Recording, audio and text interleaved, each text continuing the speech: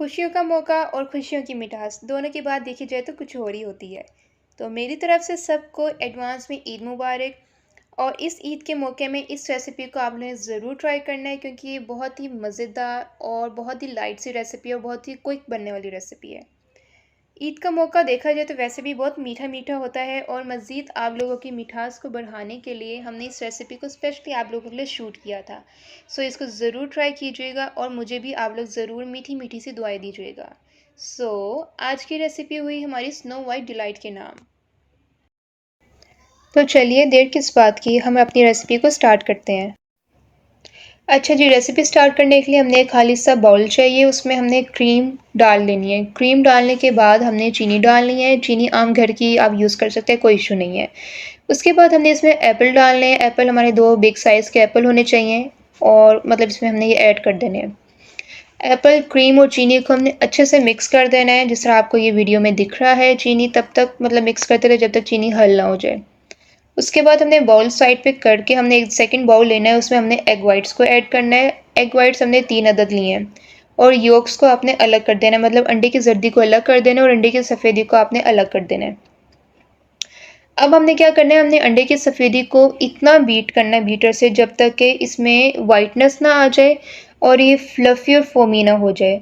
तो इसमें आपने इतना इसको बीट करना है जब तक कि अच्छे से इसके पीक्स जो है वो बन ना जाएँ। तो आप देख सकते हैं पहले एग वाइट्स ट्रांसपेरेंट थे, हमने इसका बीट करते जा रहे हैं और इसका कलर चेंज हो रहा है, लाइक जिस तरह स्नो का कलर होता है ना, बड़ा लाइट सा वाइट कलर का होता है। इसी तरह से हमने एग वाइट्स को भी इसी फॉर्म में लाना है। इसका नाम इसलिए हमने ये स्नो वाइट डिलाइट रखा है क्योंकि ये आपके मुंह में जाते ही घुल जाती है, मिल जाती है और पता भी नहीं लगता कि कब आपने खा लिया। बहुत लाइट और एयरी डिज़र्ट है ये, बहुत मज़े का बनता है और बहुत क्विक है। इसी तरह से हमने एग वाइट्स को बहुत अच्छे से बीट कर लिया। उसके बाद हमने वही बाउल लेना है जिसमें एप्पल और क्रीम का हमने मिक्स किया था, एप्पल, क्रीम और चीनी। अच्छा, हमने इसको फिर से एक बार रीमिक्स कर लिया। उसके बाद हमने जो है स्ट्रॉबेरीज़ ऐड की इसमें। स्ट्रॉबेरीज़ आपने बाद में ही ऐड करनी है, पहले नहीं करनी, वरना ये स्ट्रॉबेरीज़ और बिस्किट्स जो है अपना रंग छोड़ जाएंगी। बिस्किट्स आपने ऐड करने हैं छोटे छोटे, आपने इसको पीसीस में तोड़ के और इसको अपने बाउल में ऐड कर देने हैं। और हमने इसको बहुत ही लाइटली हल्के हाथों से क्रीम में मिक्स करना है। क्रीम में मिक्स करने के बाद जो है हमने इसको थोड़ी देर के लिए रख देना है, मतलब लाइक 5 से 10 मिनट के लिए आप फ्रिज में रख दें। उसके बाद हमारा आता है एग वाइट का एक प्रोसीजर आता है जो हमने विप किया था। तब तक लिए हम इसको देखें अच्छे से इन सारी चीज़ों को मिक्स कर रहे हैं। अच्छा, अब आप यहाँ देख सकते हैं कि एग वाइट की फर्मनेस देखें कि वो आप उसको बाउल को उल्टा करें सीधा करें लेकिन अपनी जगह से हिल नहीं रहा। इसका मतलब ये है कि बहुत अच्छे से विप हुए हैं। अब हमने ये विप्ड एग्स को, ठीक है, ये मिक्सचर में डाल देना है। एप्पल, स्ट्रॉबेरी और बिस्किट और क्रीम के जो मिक्सचर में हमने डाल देना है।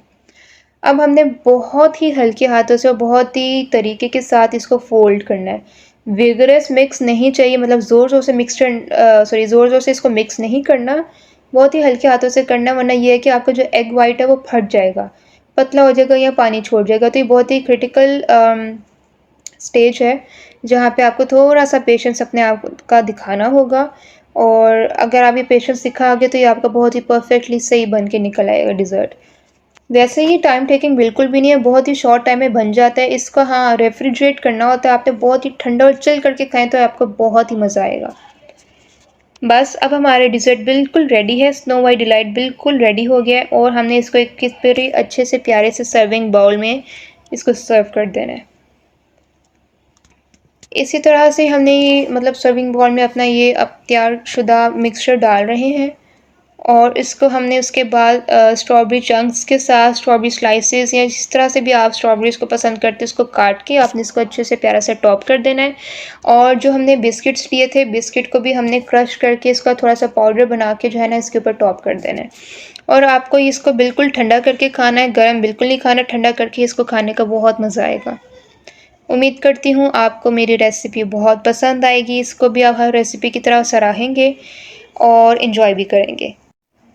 ईद में इस रेसिपी को ज़रूर बनाइएगा, ज़रूर ट्राई कीजिएगा और मुझे बहुत सारा फीडबैक दीजिएगा कि आपको कैसा लगा।